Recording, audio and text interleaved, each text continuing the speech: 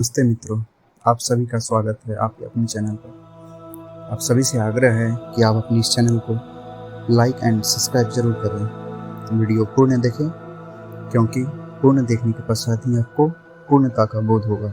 चलिए चलते हैं आज के विषय वस्तु में। छोटी दीपावली क्यों मनाई जाती है?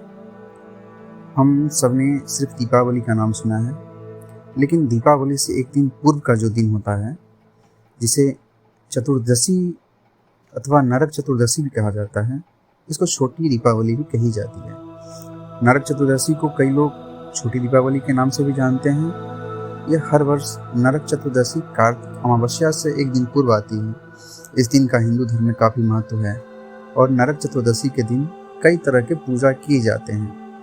हम सब ने अपने घर में देखा होगा, तो जानते हैं कि ये सारी चीज़ें क्यों की जाती है। नरक चतुर्दशी के दिन के साथ कई तरह के महत्व जुड़े हुए हैं और कहा जाता है कि इस दिन प्रातः काल सूर्य के उगने से पहले जाकर अभ्यंग स्नान करना लाभदायक होता है और जो लोग इस दिन स्नान करते हैं उन्हें स्वर्ग की प्राप्ति होती है और साथ में ही उसका सौंदर्य भी बढ़ जाता है।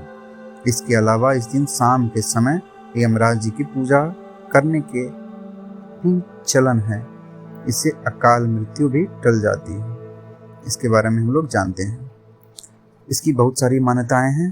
पहली मान्यता है कि भगवान कृष्ण ने इस दिन नरकासुर का वध किया था। नरक चतुर्दशी का त्यौहार मनाने के पीछे कई सारी कथाएं हैं और इन्हीं कथाओं में से एक कथा भगवान कृष्ण और नरकासुर की है।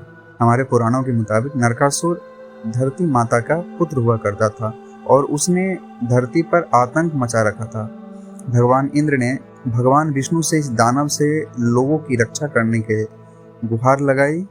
भगवान विष्णु ने इंद्रदेव को वादा किया था कि जो कृष्ण का अवतार लेकर इसका वध करेंगे। वहीं जब विष्णु भगवान धरती पर कृष्ण जी के रूप में अवतरित हुए तो उन्होंने अपना वादा पूरा करते हुए इसका वध कर दिया और इसकी कैद से हजारों महिलाओं को रिहा करवाया था। वही इन महिलाओं को समाज में सम्मान दिलवाने के लिए कृष्ण जी ने इन सबसे नरक चतुर्दशी के दिन विवाह कर लिया था, जिसके बाद लोगों ने इस दिन अपने घरों में दिए जलाए थे। दूसरी मान्यताएं हैं, नरकासुर के वध से एक और कथा जुड़ी हुई है और कहा जाता है कि नरकासुर को ब्रह्मा जी से वरदान मिला था कि उसका वध केवल एक महिला के हाथों ही हो सकती है, जिसके कारण इसका वध कृष्ण जी ने अपनी पत्नी सत्यभामा के हाथों से करवाया था। मान्यताओं के अनुसार रतिदेव नाम का एक राजा हुआ करता था जो कि काफी पुण्य का कार्य किया करता था। वहीं एक दिन इस राजा को नरक में ले जाने के लिए यमराज इनके पास आए।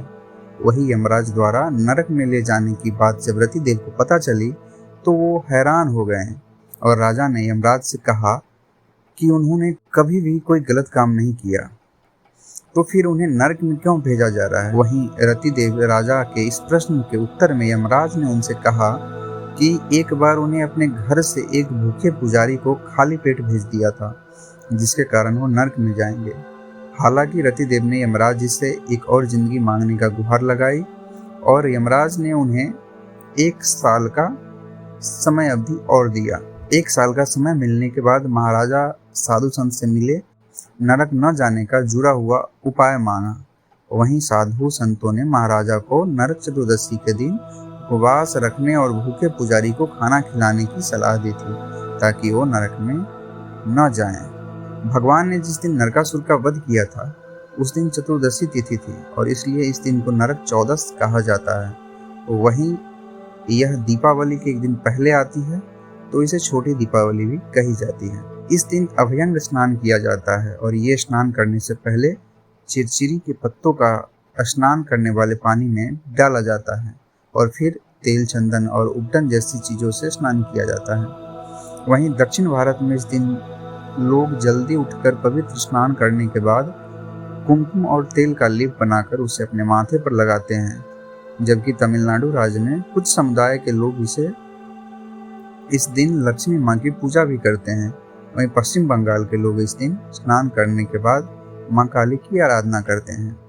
इस दिन करवा फल तोड़ने का भी रिवाज होता है और कहा जाता है कि इस फल को तोड़ना नरकासुर की हार का प्रतीक होता है। मान्यताओं के अनुसार इस दिन शाम को पूजा करने के बाद दीपदान करना चाहिए और घर पर दीप जलाने चाहिए। जो लोग इस दिन ये कार्य करते हैं वो अपने पापों को कम कर लेते हैं। ऐसी हमारी शास्त्रों में मान्यताएं हैं। आप सबको ये वीडियो कैसा लगा